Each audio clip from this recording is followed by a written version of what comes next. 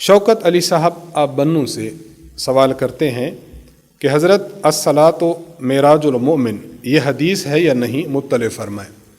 یہ بھی بہت تلاش کے باوجود حدیث کی کتب میں نہ مل سکی، بلکہ علماء کا طرز یہ بتاتا ہے کہ یہ ایک مقولہ ہے، ایک بات ہے جو علماء کرام فرماتے ہیں۔ مثلا ملا علی قاری رحمہ اللہ نے اپنی کتاب مرقات شرح مشکات میں کئی مقام پر لکھا ہے۔ مثلا ایک مقام پر لکھا ہے وَلِذَا قِيلَ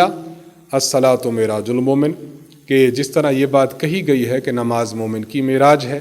تو بطور مقولہ کے علماء نے ذکر کیا ہے، یہ حدیث نہیں ہے۔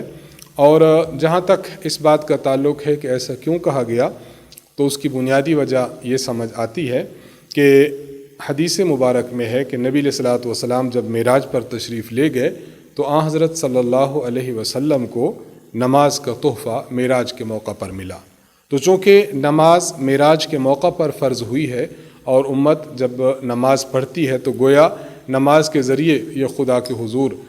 سربہ سجود ہوتی ہے، اپنی عجز اور انکساری پیش کرتی ہے اور راز و نیاز کی باتیں کرتی ہے۔ تو اس لیے گویا کہ الصلاۃ معراج المومن، کہ نماز مومن کی معراج ہے، یہ اس وجہ سے کہا جا رہا ہے کہ گویا یہ وہ نماز ہے کہ جو معراج کے موقع پر مسلمانوں پر فرض کی گئی ہے اور مسلمان اس کے ذریعے قرب خداوندی اختیار کرتے ہیں، باقی یہ حدیث مبارک نہیں ہے۔